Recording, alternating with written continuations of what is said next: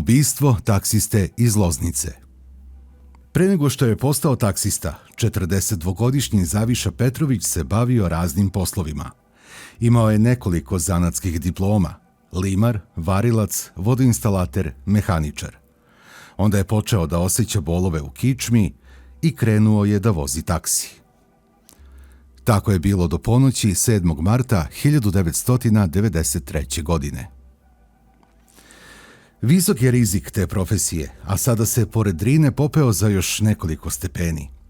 Taksisti u Loznici su zgroženi, čak je to blaga reč, onim što se desilo njihovom kolegi Zaviši Petroviću. Nestao je u nedelju u ponoć. Niko nije obratio posebnu pažnju na to. Bledozeleni Ford Taunus 20 GL registracije ZB 36140 viđen je posljednji put pred autobuskom stanicom. Oko 1 sat pre ponoći stiže posljednji autobus iz Beograda. Zaviša je dežurao sam na stanici. Očekivao je da će možda uspeti da prihvati i prebaci nekog okasnelog putnika i da će svojim skromnim prihodima moći da doda još neki dinar. Veče je bilo mirno, hladno, ceo kraj bez prolaznika i vozila. I oni retki pešaci su hodali žurno, glave uvučene u okovratnike kaputa. Da bi prekratio vreme i da bi se malo ugrejao, usamljeni taksista je ušao u kafanu Vitoša. Auto je pomerio sa taksi stanice nekoliko desetina metara i postavio tako da ga vidi kroz staklo kafane. Unutra je bila uobičajena slika za ovo doba dana. Osoblje se spremalo da zatvori lokal. Iznesene su metle, broji se dnevni pazar, ispijaju se posljednje čašice, a poker automati šarenim elektronskim kartama užaruju ili gase posljednju nadu u dobitak. Kako za koga? Nekoliko pari užarenih očiju uzuri u ekrane i niko se posebno ne osvrće na vrata koja se otvaraju i na taksistu koji umorno ulazi. Prilazi jednoj mašini. Oproba sreću, tek da prekrati vreme. Šta je dalje bilo, teško sad može da se odgonetne. Govori se da su se na stanici pojavila 2 čoveka u nekim uniformama. Uobičajen prizor u ovom gradu. Niko da njih nije obratio posebnu pažnju. Niko se sad ne sjeća da li su bili naoružani. Ljudi koji rade ili prekapaju vreme na stanici i oko nje ne mogu ili ne žele da kažu nešto više. Razumljiv je taj strah. Front je tu, nadomak grada. I pored razornih kontrola provuku se svakakvi tipovi. Promiče i oružje. Izvesno je samo da su uniformisani tražili nekog taksistu da bi ih, kako su govorili, prevezao do Šapca. Iz toga može da se zaključi da su dolazili iz Bosne. Njihov put se međutim završio tamo, preko Drine. Vidjeli su zeleni Taunus i raspitali se o vlasniku. Došli su do Zaviše. Nije želeo da ih primi. Pravdao se da nema dovoljno benzina. Počela su ubeđivanja, molbe i on je nekako nevoljno pristao. Izašli su u ledenu noć i Zaviša Petrović je krenuo na svoju posljednju vožnju. Prošao je jedan, drugi dan. Porodica se nije posebno uzbudila. Zaviši je isticala registracija i danima je pričao kako treba da skokne do Crne Gore, odakle je i dovezao auto kako bi produžio važnost dozvole. Njegovi su mislili da je možda ugrabio vožnju u tom smeru i da je produžio dalje, pa će se vratiti po obavljenom poslu. Hteli smo o tome da porazgovaramo s porodicom. Otišli su nekud da se sklone, da prebole tragediju. Saznaje se da su 3. dana već svi bili ozbiljno zabrinuti, da su alarmirali prijatelje, kolege taksiste, vojnu komandu i policiju.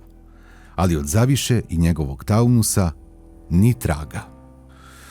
Vreme je teklo, već je svima bilo jasno da to neće dobro da se završi.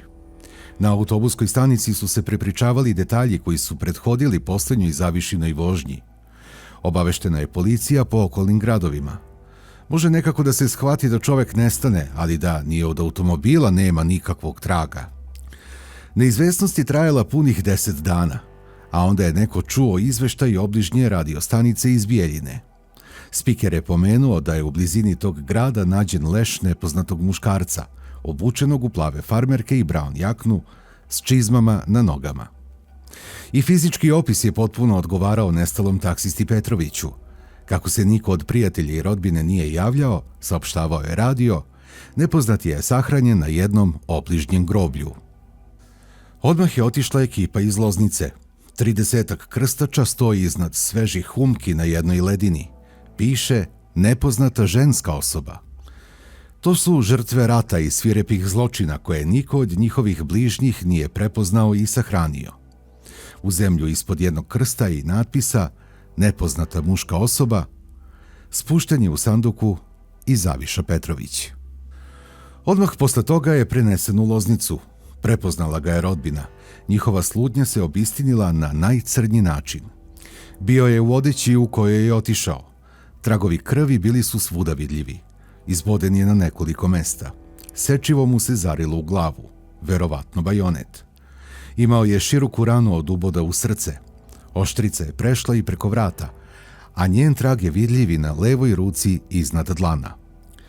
Ubijen je svirepo i bezumno, a da motivi nisu sasvim jasni. Kod njega u džepu su nađena 2 miliona dinara. Pretpostavlja se da je imao i nešto deviza i da su se napadači njima zadovoljili. Uzeli su mu i sva dokumenta. Automobil su odvezli u nepoznatom pravcu i još nije nađen. Zaviša Petrović je ubijen samo 2 ili 3 sata nakon što je krenuo sa autobuske stanice u Loznici. Dogovarao se o turi do Šapca, otišao je u Bosnu, verovatno preko Pavlovića Ćuprije. Nije jasno zašto je to prihvatio. Sigurno je da je krenuo dobrovoljno, inače bi u suprotnom prijavio ili nekim gestom dao do znanja policijskoj kontroli na mostu da je otet. Napadnut je na putu između Bijeljine i Brčkog, ubijen i bačen u jarak.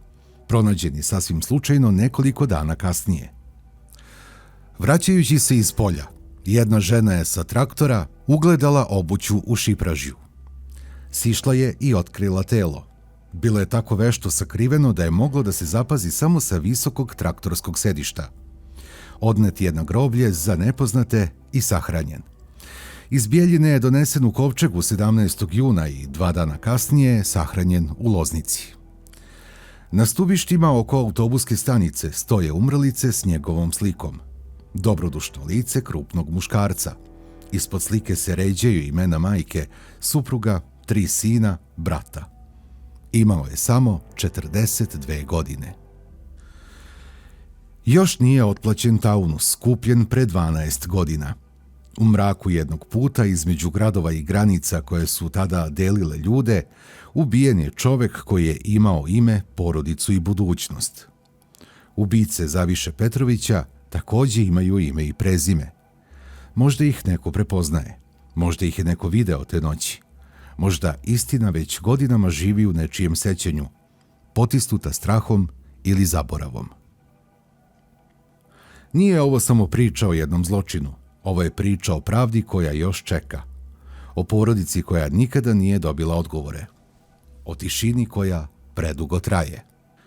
Ako znate bilo šta, ako ste ikada čuli ime, glas ili priču koja se uklapa u ovu noć, javite se. I najmanji trag može biti presudan.